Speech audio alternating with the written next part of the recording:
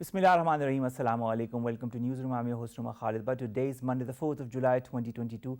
We've got lots to discuss with you. Our first story today is going to be what is happening in India and the comments as far as the situation in India is concerned from within India itself.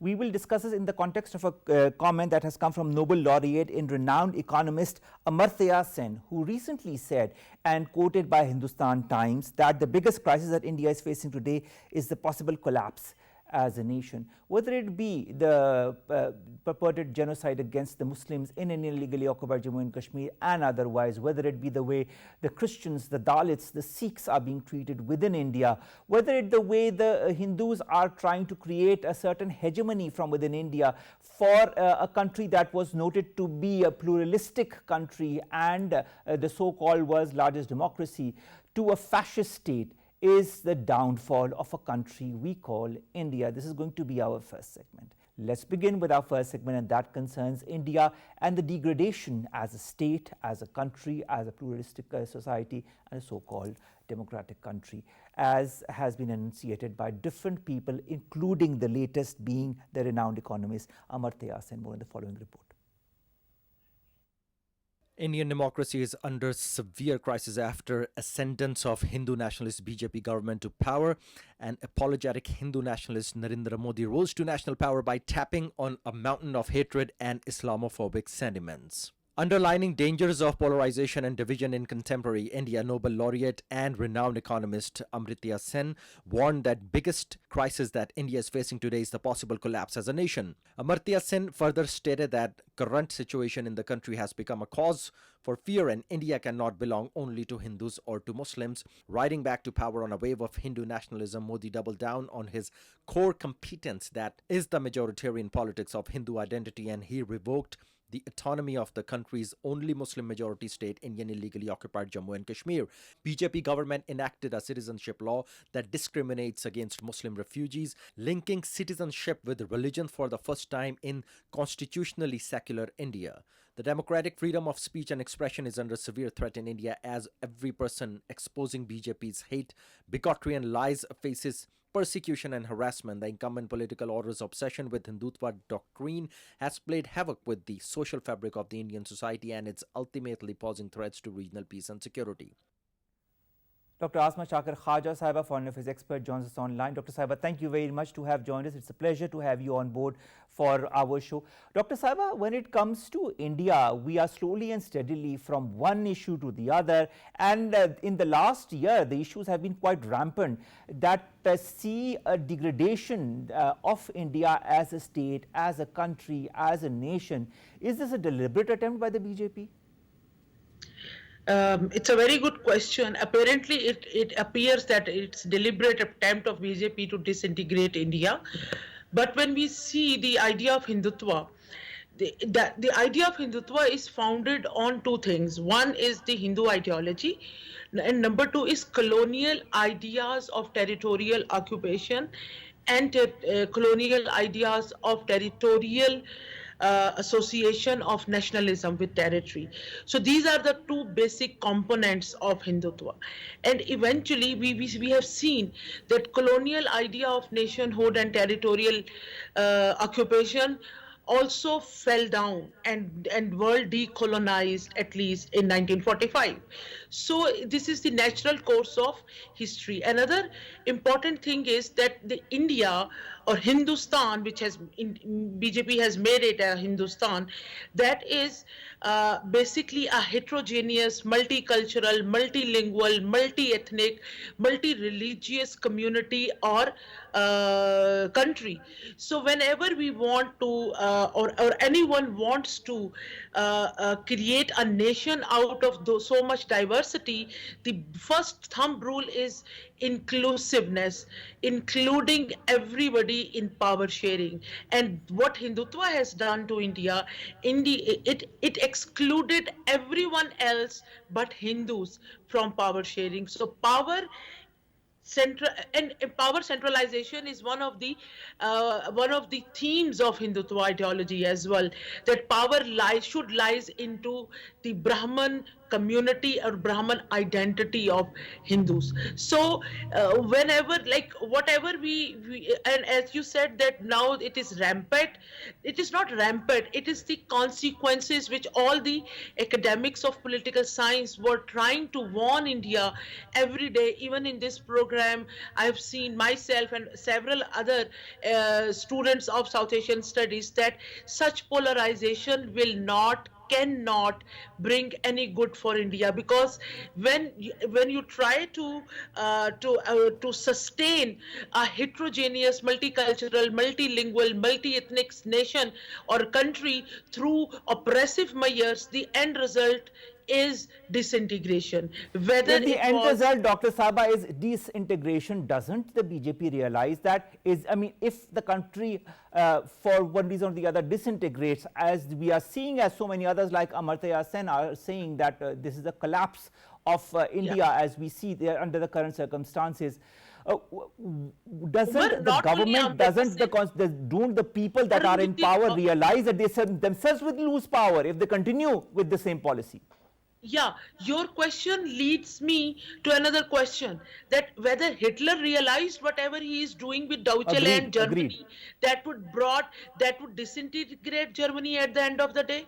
No, because when radicalism enters, rationality leaves. So all those people at helm of affair, radical people at helm of affair in India right now, are obsessed with the idea of Hindu supremacy. And under this obsession, they are unable to read what is written on the wall. And Amrita Singh is not the only academician. That is true. Dr. Saba, we will continue our discussion with you, but we have to go to a short break. Stay tuned.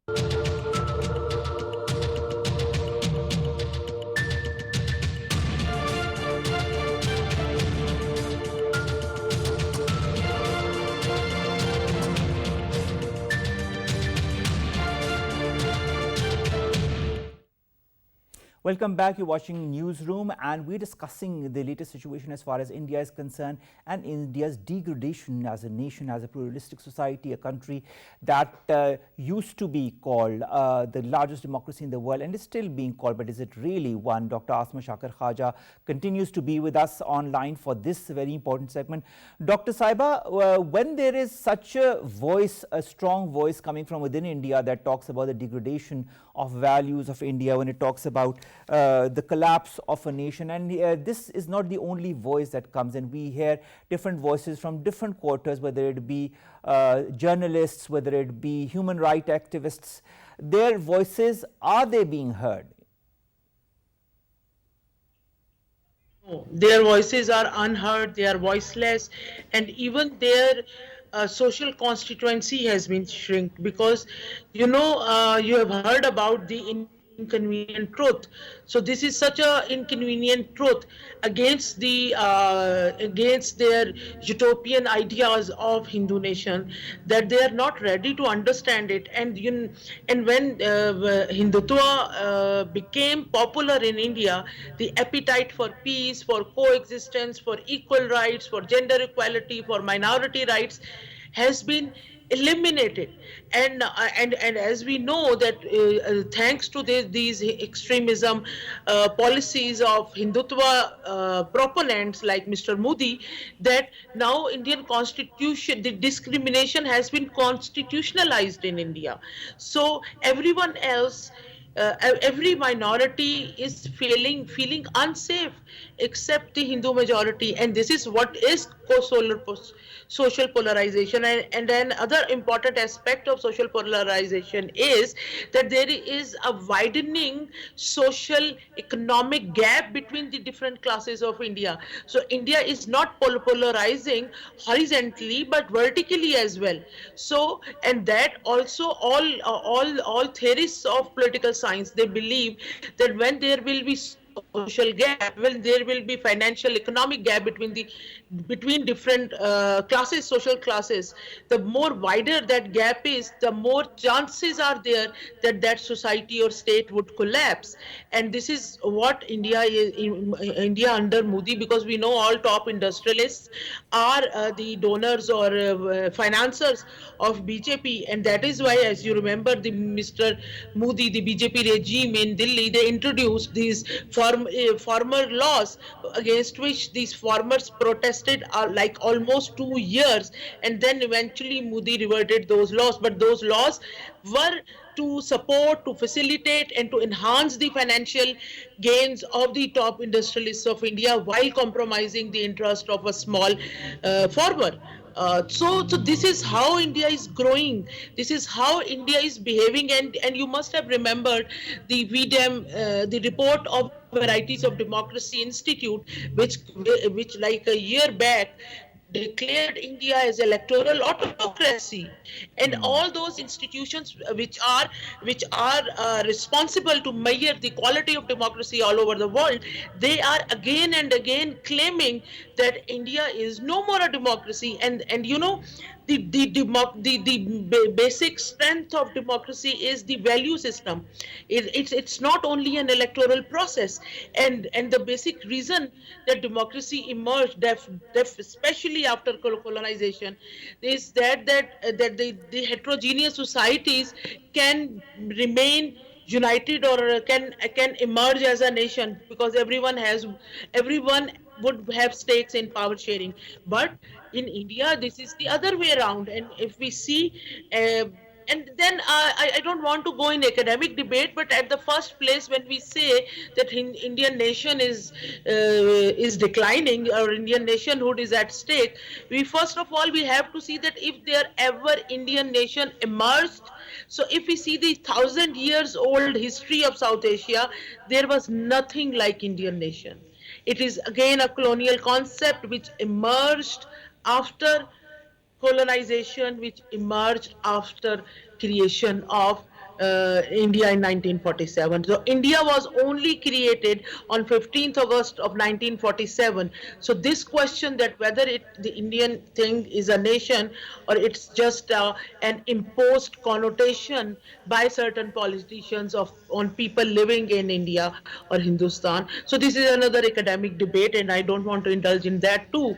But definitely in the polarization of Indian society, polarization of any society cannot be beneficial for anyone. What Hitler did, he polarized German society on the basis of religion, and even that single polarization on the single theme was so counterproductive that till 1989 Germans, or even till today, they are living in this trauma of what Hitler did.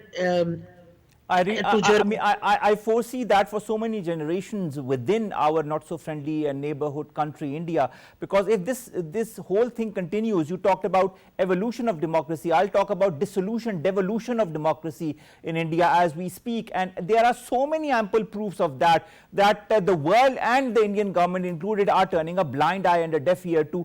You talked about social issues that are plaguing the country and the way different communities are being targeted within India. I'd like to give one example. Rana Ayub is one, Muhammad Zubair is another, and in the latest Pulitzer winning Kashmiri journalist has been barred from leaving the country. She was to go to France. She had a valid visa. She was stopped at the airport and she is not being allowed to leave the country. Now, you know, in January, you remember well, Indian authorities had arrested Sajjad Gul, who was an independent journalist and media student in Indian illegally occupied Jammu and Kashmir. Then Fahad Shah in February, who was the editor of Kashmir Wala news portal. The list is ongoing, and I don't think the government wants to put a stop at such activities. And as the result, Umar, India is declining on every indicator of democracy, whether it is freedom of speech, or it is human rights, or it is gender rights. On every every aspect of democratic indicators, India is declining, and they are among the last in almost in different indicators. They are in the last 10 countries in the world, and and when it comes to poverty, they are even performing bad than African countries. So this is the reality of India, and this is the bubble India, the shining India, the economic. Development in India, all these are bubbles created by fake news, false news of But Modi Dr. Asma, opponents. when this But bubble will burst, when all these bubbles will burst, Dr. Asma, what will happen? instability, definitely instability, because Afghanistan, we see Afghanistan is a small country, but instability in Afghanistan is so counterproductive for the whole central South Asian region, even for the world. So then how can any instability and those anything in India would be beneficial for the whole region? So of course, as India's own policy, as Indira Gandhi presented this doctrine, that if there is something happening in the neighboring state and that is destabilizing India, India has right to militarily invade that country and settle the matter so that peace in India can be ensured. So now it's time that India would taste its own medicine which they propagated, and under this notion they never respected the sovereignty of smaller regional states, whether it was Nepal or it was Sri Lanka or Pakistan or Bangladesh or Bhutan. So every country is victim of this idea of regional supremacy by Hindu or Indian policymakers. So definitely, and for me as a student of international relations, it is really worrisome, and world should pay attention to that India being on the verge, as per the internationally acclaimed Bengali scholar Amrita Sen, India itself is at the verge of disintegration, at the verge of social polarization, at the verge of bearing the consequences of social polarization.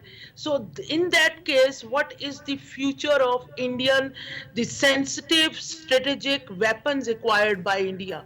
Who would ensure their safety and security, and how international community would ensure the safety and security of all those highly technical, technological, sensitive and strategic weapons owned by India? So this is really important. If the world is turning the blind eye, it is their biggest fault. It is similar to the blind eye they turned when Hitler was there, when the genocide in Rwanda was occurring, when the genocide in Bosnia-Herzegovina was occurring, but all those blind eyes cost humanity millions of deaths of innocent people. So it is time for the world not to repeat the mistakes and not to follow the historical trend of turning blind eye when the children of lesser god have been massacred. That is and so India true. You said children of a lesser god, and that brings me to a quote by Noam Chomsky, who said that India has turned Muslims into a persecuted minority, quote unquote. Definitely. Yes. Now, this persecuted minority, won't it raise a voice? You can only push people to a certain extent, and then there is a pullback. Don't you feel that pullback is going to come sooner than later? Omar, another trend another characteristic of Modi's policies is oppression and use of excessive torture as a weapon of war. You see that when this issue of blasphemy happened in India recently, and Muslims they demonstrated against that. What were the consequences? The houses of those poor Muslims were destroyed by Indian government. And I read an article on BBC where that this bulldozer is a symbol of industrial development, how it became the symbol of oppression in India. So this is what Modi's or BJP government is doing in Kashmir. Use of excessive torture to create fear or terror of the government, and this is what we call state-sponsored terrorism. So Modi right now is not only involved, or BJP regime is not only involved in state-sponsored terrorism against the people of who has Indian nationality, whether it is, and is People of similarly they illegally did in occupied Jammu and Kashmir, or people within India, Muslims within India, Dalits within India, Christians within Exactly. India, Sikhs within India, you name it, and you've got people who are being persecuted Even, left, right, and center, and the even, people who say even, something are being muted one way or the other. even the secular Hindus are the victim of their oppression. True. A Hindu, if he is sensible and he speaks sense and sanity and talks about peace, those voices have been eliminated. Whether he was Jaswant Singh, or it was Navjot Singh Sindhu, or it was Manishankar Iyer, you name it, and all those sane voices are absent from Indian political scene. Whether I'm sure you remember the journalist who was killed in Goa. I am forgetting her name, only because she used to write of an inclusive, peaceful, democratic India. But you So know, Dr. this Asma these are the Khaja, to signs of resume, oppression. Dr. Saiba, to resume, you know, the way things are going, it is not going to bode well for India and for this Indian government that is perpetrating all of these human rights abuses. And as Amartya Sen has very rightly said, that there is a possible collapse of the nation that is going to go on. Genocide, what itself has said the country is moving towards genocide. I really hope, that's all I can say. And I'm sure you also hope for the same thing, that the people and the government realize their mistakes before it's way too late, before the things go way over their head, and before things become unmanageable for them, and the country goes to either a collapse or some kind of another form from which there will be no turning back. Thank you very much, Dr. Asma Shakir Khaja Saiba, Thank you so Foreign much. Affairs expert, to have joined us and to have talked to us about this very important comment that has come from Mr. Amartya Sen as far as the collapse of the Hindu nation is concerned. And it is really time for the Hindu nation and the country and their leaders to reflect upon the comments of such important people and Nobel laureates. With that, ladies and gentlemen, we come to an end of today's newsroom, and thank you again, Dr. Saiba, to have joined us. We'll see you inshallah tomorrow with new segment stories that pertain to you, us in Pakistan. Keep following the SOPs, wear your masks and get yourself vaccinated if you haven't. Allah Hafiz.